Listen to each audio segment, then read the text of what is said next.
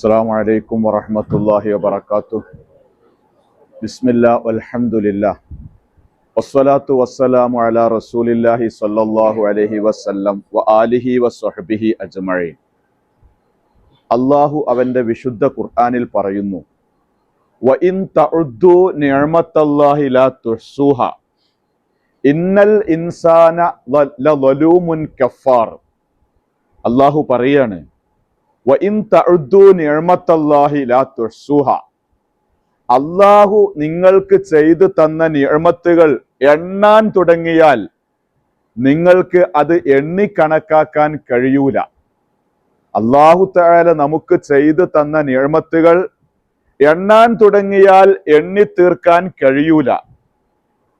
പക്ഷേ ഇന്നൽ ഇൻസാൻ, ചില മനുഷ്യന്മാർ ലളൂമുൻ കഫാർ, അവര് അക്രമികളാണ്, നന്ദികേട് കാണിക്കുന്നവരാണ് എന്നാണ് അല്ലാഹു തആല പറയുന്നത്.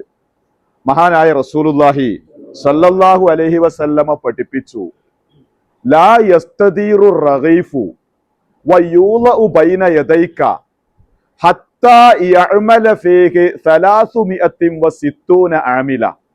എന്താ റസൂലുള്ളാഹി സല്ലല്ലാഹു അലൈഹി വസല്ലമ പഠിപ്പിക്കുന്നത്? ഒരു പത്തിരി ആ പത്തിരി ചുറ്റിത്തിരിഞ്ഞ് നിന്റെ മുമ്പിൽ ഒരു പത്തിരി എത്തണമെങ്കിൽ ഹത്താ യഅമല ഫീഹി 360 ആമില, 360 പണിക്കാര് പണിയെടുത്താലേ ഒരു പത്തിരി നിന്റെ മുമ്പിൽ എത്തുകയുള്ളൂ, ഒരു പിടി ഭക്ഷണം നിന്റെ മുമ്പിൽ എത്തുകയുള്ളൂ. അവ്വലുഹും മീകാഈൽ അലൈഹിസ്സലാം വ മലായികത്തു സഹാബ്. ആ പത്തിരി നിന്റെ മുമ്പിൽ എത്താൻ വേണ്ടി ആദ്യം പണിയെടുക്കുന്ന തൊഴിലാളി മീകായിൽ അലൈഹിസ്സലാത്തു വസ്സലാമാണ്. മേഘം കൊണ്ട് ഏൽപ്പിക്കപ്പെട്ട മലക്കുകളാണ്.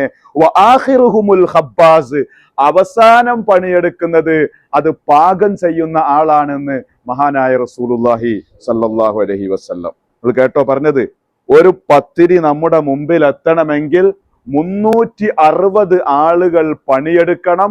ഒന്നാമതായി പണിയെടുക്കുന്നത് മീകായിൽ അലൈഹിസ്സലാത്തു വസ്സലാമാണ് എന്ന് ഈ ആയത്ത് നേരത്തെ ഞാൻ ഓതില്ലേ, വ ഇൻ തഉദ്ദു നിഅമത്തല്ലാഹി ലാ തുഹ്സുഹാ, ആ ആയത്ത് വിശദീകരിച്ച് ഇമാം റാസി റളിയല്ലാഹു അൻഹു പറയുന്നുണ്ട്, ഒരു ഭക്ഷണം നിന്റെ മുമ്പിൽ എത്തണമെങ്കിൽ, ഒരു പിടി ഭക്ഷണം നിന്റെ മുമ്പിൽ എത്തണമെങ്കിൽ ആദ്യം അത് കൃഷി ചെയ്യണം. അത് കൃഷി ചെയ്യണമെങ്കിൽ കൃഷി ചെയ്യുന്നതിന്റെ മുമ്പ് ഭൂമി ഉഴുതുമറിക്കണം. ഭൂമി ഉഴുതുമറിക്കണമെങ്കിൽ അതിനുള്ള ആയുധങ്ങള്, അതിനുള്ള ട്രാക്ടർ, മറ്റു ഉൽപ്പന്നങ്ങൾ വേണം. അപ്പൊ അത് ആള് വേറെ ഉണ്ടാക്കണം. അതുണ്ടാക്കി ഭൂമി ഉഴുതുമറിച്ചിട്ട് അതിൽ കൃഷി ചെയ്യണം. കൃഷി ചെയ്തിട്ട് അത് നനച്ചു കൊടുക്കണം, അതിന് വെള്ളം കൊടുക്കണം, അതിന് വേറെ തൊഴിലാളികൾ വേണം. എന്നിട്ട് പിന്നെ അത് ധാന്യമാക്കി മില്ലിൽ കൊണ്ടുപോയി അല്ലെങ്കിൽ ഇടിച്ച് അത് ഭക്ഷണ യോഗ്യമാക്കി എടുക്കണം, അതിന് വേറെ തൊഴിലാളികൾ വേണം. അങ്ങനെ ഒരുപാട് ആളുകൾ പ്രവർത്തിച്ചിട്ടാണ് ഒരു ഭക്ഷണം നിന്റെ മുമ്പിൽ എത്തുന്നത്. അവിടം കൊണ്ട് തീരുന്നില്ല. ഈ ഭക്ഷണം കഴിക്കാനുള്ള ഒരു തൗഫീക്ക്, അത് ദഹിക്കാനുള്ള ഒരു അവസ്ഥാവിശേഷം, അത് ദഹിച്ച് അതിന്റെ വേസ്റ്റുകൾ പുറന്തള്ളാനും അതിന്റെ ഗുണമുള്ള കോശങ്ങളും ഭാഗങ്ങളും നിന്റെ ശരീരത്തിൽ കയറി അത് പ്രവർത്തിക്കാനും റബ്ബിന്റെ നിഅമത്ത് വേണം. ഇങ്ങനെ അല്ലാഹു തആല ഒരു പത്രിയുടെ മുമ്പിൽ നമുക്ക് ചെയ്തു തന്ന നിഅമത്ത് എണ്ണിയാൽ തീരൂല എന്നാണ് ഈ ആയത്തിലൂടെ വിശുദ്ധ ഖുർആൻ പഠിപ്പിക്കുന്നത്. ഹദീസിലൂടെ റസൂലുള്ളാഹി സല്ലല്ലാഹു അലൈഹി വസല്ലമ നമ്മളോട് പറയുന്നത്. പക്ഷേ ഇന്നൽ ഇൻസാന ലളൂമുൻ കഫാർ, ചില മനുഷ്യന്മാര് വലിയ അക്രമമാണ് കാണിക്കുന്നത്, വലിയ നന്ദികേടാണ് കാണിക്കുന്നത്. വഖലീലും മിൻ ഇബാദിയ ശകൂർ, എന്റെ അടിമകളിൽ നന്ദിയുള്ളവര് വളരെ കുറവാണ്, നന്ദിയുള്ളവര് വളരെ കുറവാണ് എന്ന് അല്ലാഹു തആല പറയുകയാണ്. ബനൂ ഇസ്രായേലുകളോട് അല്ലാഹു പറഞ്ഞു, യാ ബനി ഇസ്രായേൽ ഉദ്കുറൂ നിഅമതി അല്ലതി അൻഅംതു അലൈക്കും.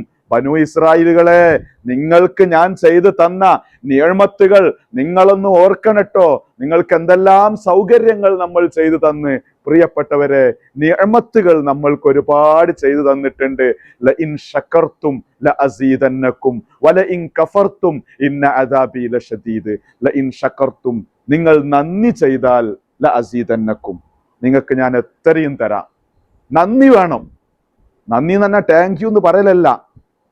നന്ദി എന്ന് പറഞ്ഞാൽ നാവ് കൊണ്ട് നന്ദി വേണം, അവയവങ്ങളെ കൊണ്ട് നന്ദി വേണം, മനസ്സിൽ നന്ദി വേണം.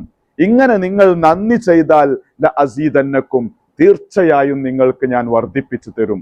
പക്ഷേ വല ഇൻ കഫർത്തും, നിങ്ങൾ നന്ദികേടാണ് കാണിക്കാൻ തുടങ്ങിയാൽ ഇന്ന അദാബി ലശദീദ്, തീർച്ചയായിട്ടും എൻ്റെ അദാബ് ശക്തമാണ്, ഭീകരമാണ് എന്ന് വിശുദ്ധ ഖുർആൻ പഠിപ്പിക്കുകയാണ്. പ്രിയപ്പെട്ടവരെ, നമ്മുടെ ഓരോ അവസ്ഥകളിൽ ഒരു മിനിറ്റിൽ 72 പ്രാവശ്യം നമ്മുടെ ഹാർട്ട് ബീറ്റ് ചെയ്യുന്നുണ്ട്.